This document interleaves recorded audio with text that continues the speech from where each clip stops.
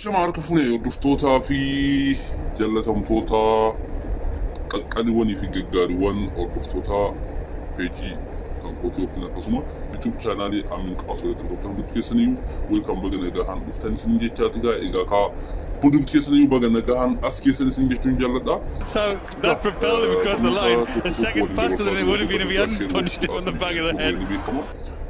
Haa ta'u malee yeroo haala yeroo kan ka'e sirrattuu danda'e nuuf gochaa isin jecha egaa kallattumaan barnoota waan xiqqoo takka wanta hunda tajaajiltu wayii qabadhee isiniif jira. Inni jechuudha gaasiisa waliin lalla akkasuma warroota YouTube chaanaalii kee hordofaa jirtan hundi keessaniyyuu egaa share gochuudhaan akka wal qarqaarree share waliif gochuudhaan namoota hedduu akka fayyadamanii fi walillee fayyaduu haa dandeenyu isin jechuun jaalladha. Kallattumaan gama odeeffannootti dabarra jechuudha. Akkasuma warroonni haarawaa taatanis mootii subscribe gochuudhaan shiddiin tusan cufaasuudhaan miseensa keenya ta'uudhaan odeeffannoo fudhachuu dandeessan isin jechuun jaalladha.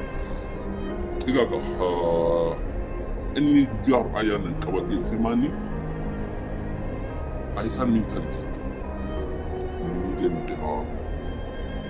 Maaf namni wanti hin danda'amne hojii egaa namni kamiyyuu wanta kamuu ni danda'a. Wanta kamiyyuu ni danda'a. Ni hojjeta kan inni hojjetu keessatti osuma hojjetu immoo abdii kutata.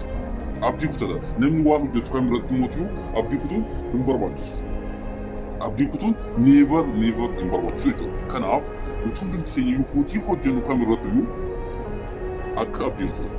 Hojii nuti hojjennu abdii kutan taanan daandii nuti deemu sanarraa nu hambisuu danda'a. Daandii nuti deemurraa nu fashaleessuu danda'a jechuudha. Kanaaf iyyuu wanta hojjennu kan irratti irra deddeebinee yaaluu qabna. Namni tokko wanta hojjetu kan yeroo tokko ni yaala. Erga yaale immoo ni kassaraa yookiin ni kufa. Kufee achitti hafuu hin qabu. Kufee hafuu hin qabu.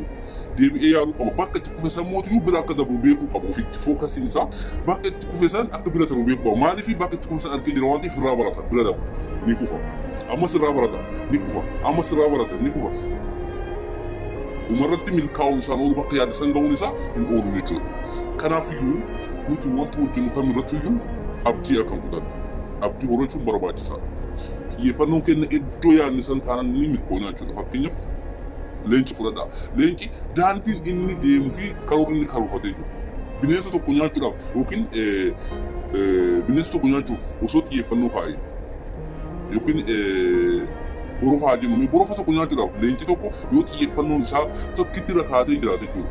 Osoo isatti fiigindoo xiyyeeffannoo irra kaa'ee jira. Osoo dhibbi isa jalatti kufee isa jalatti kufe san osoo hin taane isi awwaala irratti xiyyeeffate san qofa isi dursa irratti xiyyeeffate san qofa bira ga'uudhaaf deemaa jechuudha. Kanaafuu ishee san ilma qabataa jechuudha. Kanaafuu xiyyeeffannoon keenya xiyyeeffannoo leencaa haa ta'u abdii kutuu osoo hin taane abdii horachuu qabna. Kufaatii keenya karaa dhukkufni irraa muchuu barumsa barataatti deemuu dirqama waan ta'eef jabaadhaa isin jedhaa turtii gaarii.